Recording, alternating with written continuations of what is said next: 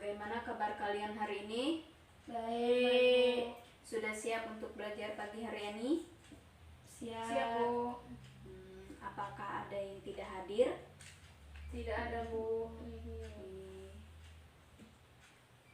Untuk memulai pembelajaran pada pagi hari ini, mari kita berdoa. Berdoa dimulai.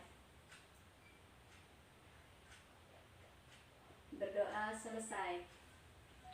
Nah, untuk memulai pembelajaran, maka di sini Ibu akan membacakan tujuan pembelajaran pada pagi hari ini. Yang pertama yaitu menjelaskan pengertian beriman kepada kitab-kitab Allah. Yang kedua menyebutkan dalil beriman kepada kitab Allah. Yang ketiga menyebutkan macam-macam kitab Allah Subhanahu wa ta'ala dan Rasul penerimanya. Yang keempat menjelaskan bahasa kitab, masa berlaku dan isi kandungan kitab Allah. Yang kelima menyebutkan hikmah beriman kepada kitab Allah.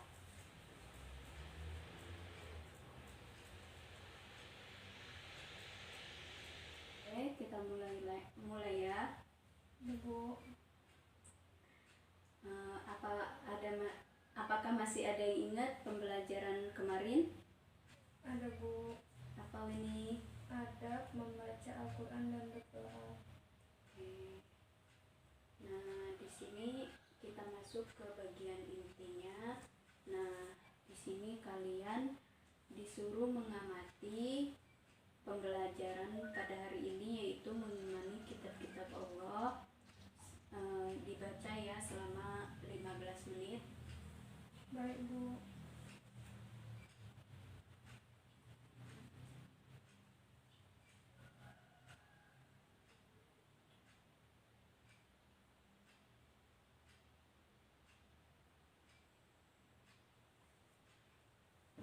Sudah selesai? Sudah, Bu. Oke.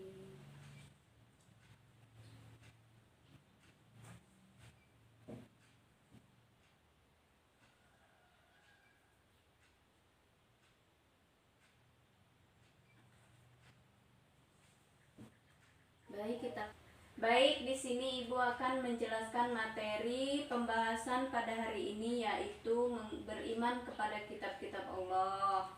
Iya, Bu.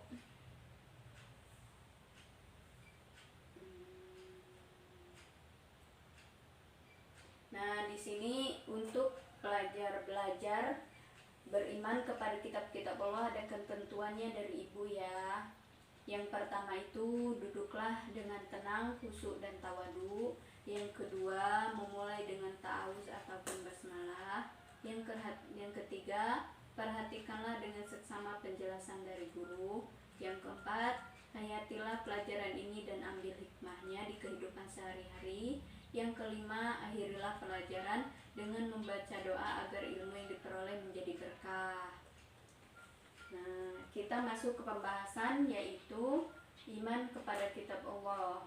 Iman kepada kitab Allah adalah kita harus meyakini bahwasanya kitab Allah itu benar-benar firman Allah yang diturunkan kepada para rasul yang dipilihnya.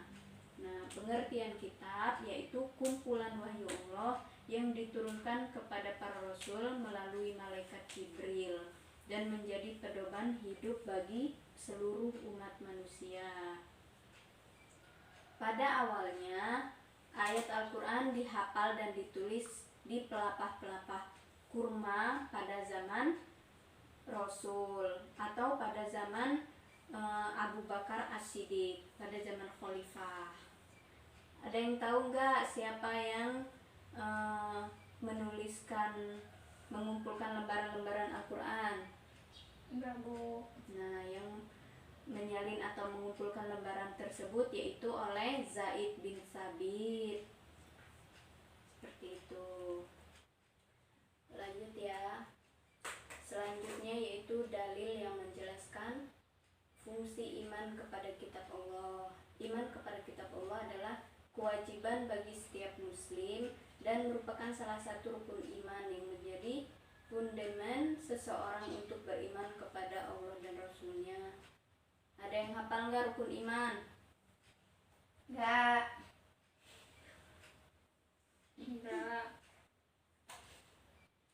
iman yaitu ada 6. Yang pertama, iman kepada Allah. Yang kedua, iman kepada malaikat-malaikat Allah. Yang ketiga, iman kepada Rasul. Yang keempat, iman kepada kitab-kitab. Yang kelima, iman kepada hari kiamat. Dan yang keenam yaitu iman kepada qada dan qadar. Nah, di sini dijelaskan dalam Quran surah Al-Baqarah ayat 136 yang berbunyi, wa ishaqo wa ismaila ibrahima ila unzila wa ma ilaina unzila wa ma billahi amanna qulu la rabbihim min nabiyyuna utiya wa ma wa isa musa utiya wa ma wal asbati wa yaquba muslimuna lahu wa nahnu minahum ahadi baina nufarriq, yang artinya, katakanlah hai orang-orang mukmin, kami beriman kepada Allah dan apa yang diturunkan kepada kami dan apa yang diturunkan kepada Ibrahim, Ismail dan anak cucunya, dan apa yang diberikan kepada Musa dan Isa, serta apa yang kepada nabi-nabi dari Tuhannya. Kami tidak membeda-bedakan seorang pun di antara mereka dan kami hanya tunduk patuh kepadanya. Kemudian beriman kepada kitab-kitab dan suhuf berarti beriman kepada para rasul yang diutusnya. Diutus Allah kepada umat yang terdahulu dengan tidak membeda-bedakan satu sama lain. Nah, beriman kepada kitab merupakan sikap orang yang bertakwa, orang beriman, pewaris para nabi, pewaris ajaran-ajaran Allah, baik orang terdahulu, masa sekarang ataupun akhir zaman pada saat ini. Nah, yang selanjutnya yaitu macam-macam kitab Allah dan bahasanya. Kalian tahu nggak kitab-kitabnya ada berapa? Ada 4, Bu. Ayo ini sebutkan. Taurat, Zabur, Injil, dan Al-Quran. Oke, di sini membahas macam-macam kitab Allah. Nah, ada 4 macam kitab yang wajib kita yakini. Ada yang tahu nggak apa itu? Saya, Bu. Ya, Wani. Taurat, Musa, Zabur, Daud, Injil, Ya. Isa, Al-Quran, Nabi Muhammad SAW. Oke, iya itu betul sekali ya jawabannya. Nah, Al-Quran ini merupakan kitab terakhir yang dijamin oleh Allah keasliannya, sebagaimana dalam firman Allah yang berbunyi, Inna nahnu nazzalna dzikra wa inna lahu lahafizun, yang artinya sesungguhnya kamilah yang menurunkan Al-Quran dan sesungguhnya kami benar-benar memeliharanya. Quran surah Al-Hijr ayat 9. Nah, selain kitab-kitab tersebut, Allah juga menurunkan suhuf. Suhuf yaitu lembaran-lembaran yang diturunkan kepada Nabi Ibrahim dan Nabi Musa.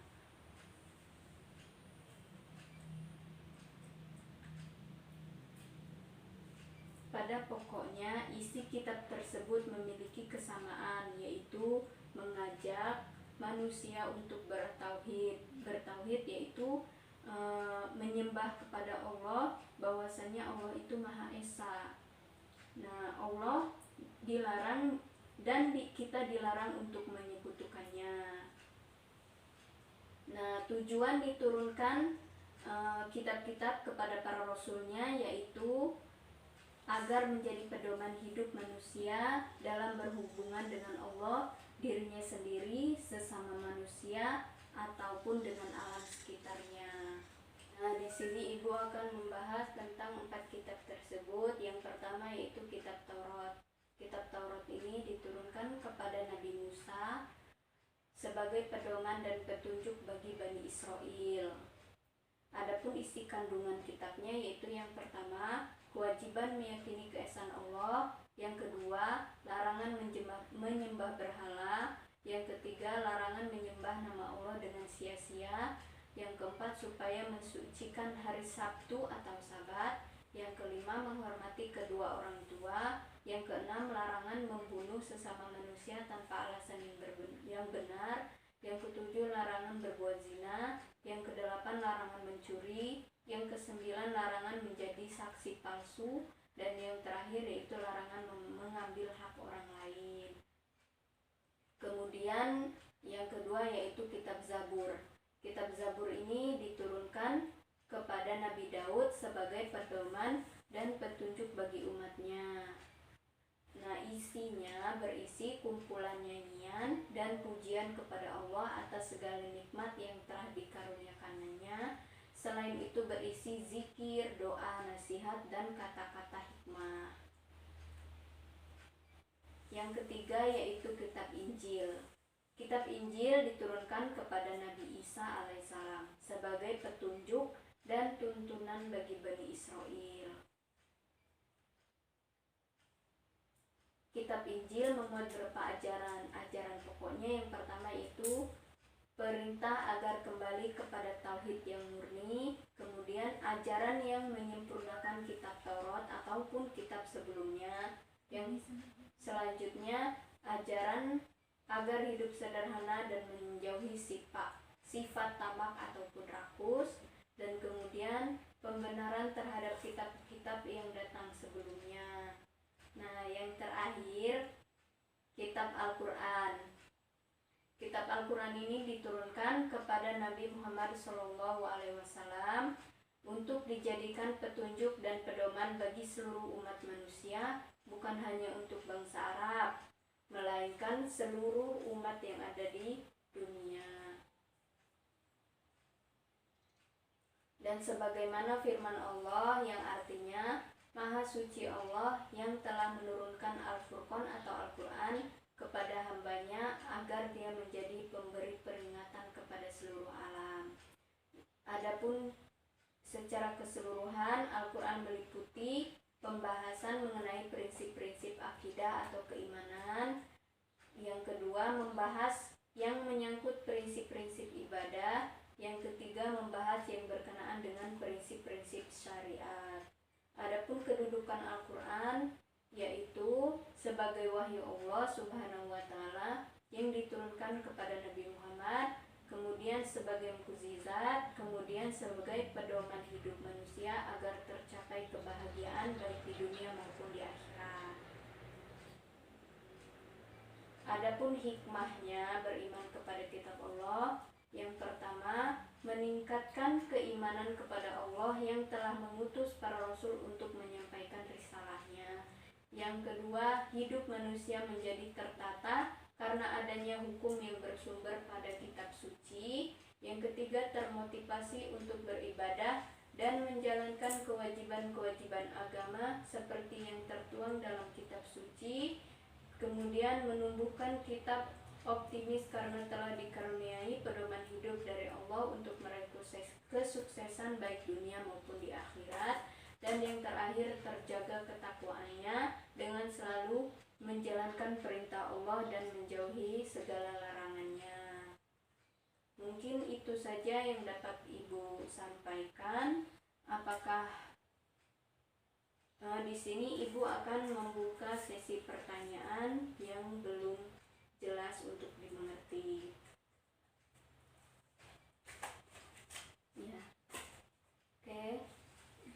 Ibu mau nanya. Ya, Mela mau tanya apa? Ibu, bagaimana sih cara mengimani kitab-kitab Allah dan perseptif Islam? Ya. Nah, di sini Ibu akan memberi jawaban ya. Mengimani kitab Allah adalah sebuah kewajiban bagi mukmin maupun mukminin yang ada di dunia ini, karena sebab merupakan bagian dari rukun iman. Mila, hafal gak rukun iman? Enggak, Bu. Belum hafal ya? Iya. Kalau belum hafal, nanti dihafalin ya. Iya. Nah, kemudian karena keimanan itu harus diyakini dengan sepenuh hati bahwa Al-Quran dan kitab sebelumnya adalah benar diturunkan kepada nabi-nabi sebelumnya maupun kepada Nabi Muhammad SAW. Seperti itu ya Mela. Iya, Ibu. Selanjutnya ada yang ingin bertanya lagi? Hikmah apa yang didapat dari beriman kepada Allah? Nah, hikmahnya yang pertama yaitu kita untuk memperkuat keimanan kita kepada Allah yang telah mengutus para rasul untuk menyampaikan risalahnya. Terus yang kedua, hidup manusia menjadi tentram, adanya hukum yang bersumber pada kitab Al-Quran untuk menambah ilmu pengetahuan. Seperti itu ya Uni. Nah, di sini Ibu akan menyuruh kalian untuk menganalisa dan memahami hikmah dalam beriman kepada kitab-kitab Allah. Ayo Mila, itu yang saya kirim. Apa Bu? Nggak kedengeran Bu. Menganalisa dan memahami hikmah dalam beriman kepada kitab Allah. Kalian menyebutkan ya. Nyebutin apa Bu? Tentang memahami hikmah dalam beriman kepada kitab Allah. Ada ini ya Bu ya, ada 4 ya Bu. Ya. Yang pertama, meningkatkannya kualitas kehidupan diri. Kemudian Yang kedua, mengajarkan cara membangun kehidupan bermasyarakat. Yang ketiga, menjalani kerukunan. Yang keempat, meningkatkan keimanan kepada Allah Subhanahu wa taala. Oke, bagus. Ayo Weni, yang beriman kepada kitab pada sebelumnya sebelum Al-Quran. Beriman kepada kitab-kitab sebelum Al-Quran. Beberapa perilaku yang dapat dilakukan sebagai wujud keimanan kepada kitab yang diturunkan sebelum Al-Quran, yaitu kitab Taurat, Zabur, Injil sebagai berikut. Yang pertama, meyakini bahwa kitab Taurat diterima oleh Nabi Musa untuk menjadi peringatan serta pedoman baginya dan Bani Israel. 2.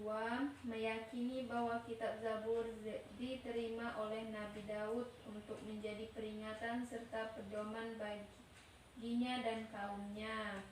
3. Meyakini bahwa kitab Injil diterima oleh Nabi Isa untuk menjadi peringatan serta pedoman baginya dan Bani Israel. 4.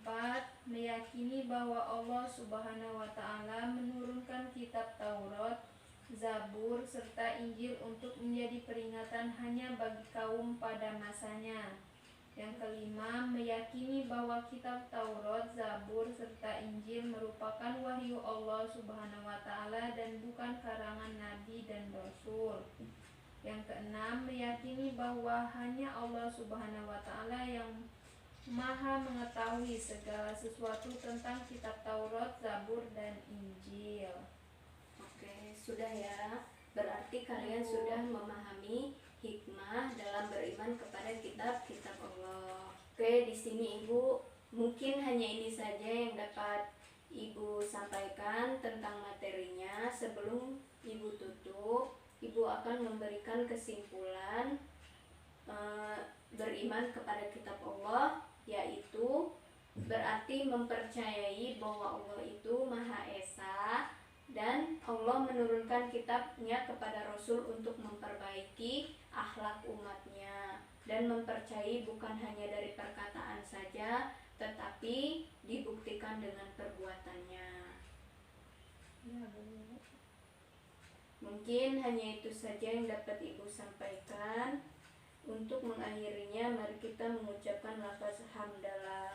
Alhamdulillahirabbil alamin. Mungkin hanya ini saja yang dapat Ibu sampaikan. Wabillahi taufiq wal hidayah. Wassalamualaikum warahmatullahi wabarakatuh. Waalaikumsalam